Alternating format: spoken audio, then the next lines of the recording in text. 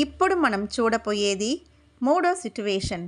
ఈ ఫ్యామిలీలో ఆలు, మొగుడు, బిడ్డ వాళ్ళ ఇంట్లో ఒక పెద్దవాళ్ళు ఉంటారు. ఆలు, మొగుడు సంతోషంగా బిడ్డతో మాట్లాడుకుని ఉంటారు.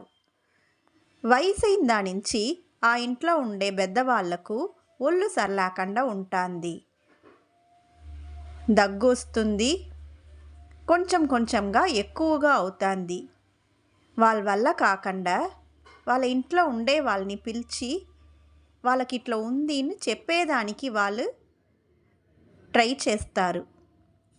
అయితే వాళ్ళ పని చూసుకుంటారే కానీ ఆయన మాటని ఓరు విననే లేదు.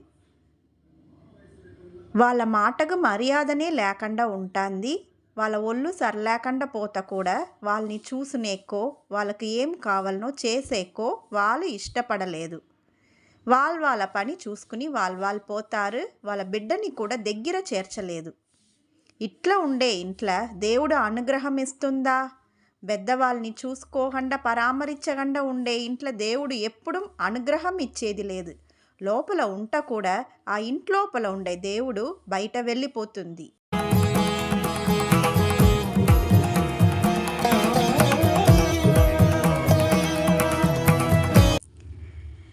పెద్దవాళ్ళని, వయసైన వాళ్ళని, ఒళ్ళు సరలేకుండా ఉండే వాళ్ళని చూసుకోకుండా పోతా దేవుడు అనుగ్రహం కలిగిచ్చేది లేదు.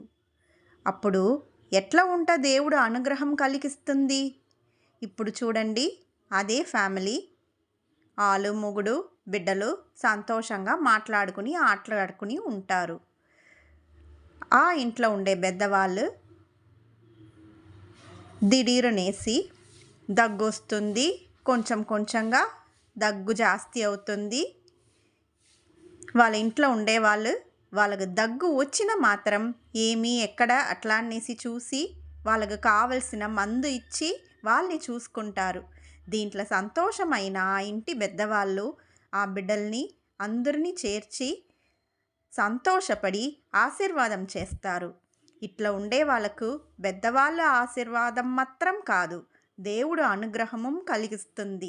దేవుడు ఎంతో సంతోషపడి వాళ్ళని అనుగ్రహం చేస్తుంది. ఇదే దైవ అనుగ్రహం, ఇదే దైవ అనుగ్రహం.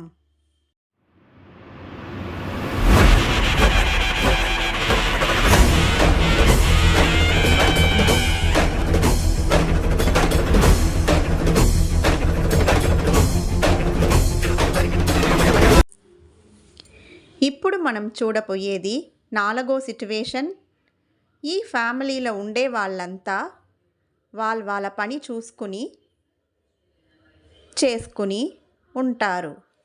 అప్పుడు ఆ ఫ్యామిలీలో ఉండే ఒకరు దేవుడు మొక్కి పూజ చేసేదానికి పిలుస్తారు. వాళ్ళ మాటని ఎవరు మదించకుండా వాళ్ళ పని చూస్తూ ఉంటారే కానీ ఎవ్వరూ దేవుడు మొక్కేదానికి పూజ చేసేదానికి పోలేదు. పూజ పునస్కారం, ఒక్కపొద్దు, నోములు ఇవన్నీ ఉండేదే వైశ్య ధర్మం. వీళ్ళు అట్లా ఉండగండా దేవుడు పూజ చెయ్యగండా ఇట్లా ఉంటా దేవుడు అనుగ్రహం ఇస్తుందా? వీళ్ళకు దేవుడు అనుగ్రహం ఇచ్చేది లేదు. ఆ ఇంట్లో ఉండే దేవుడు బయటికి పోతుంది.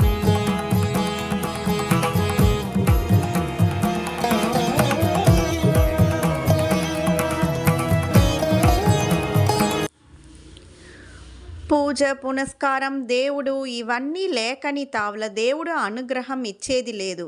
అప్పుడు ఎట్లా ఉంటా దేవుడు అనుగ్రహం ఇస్తుంది?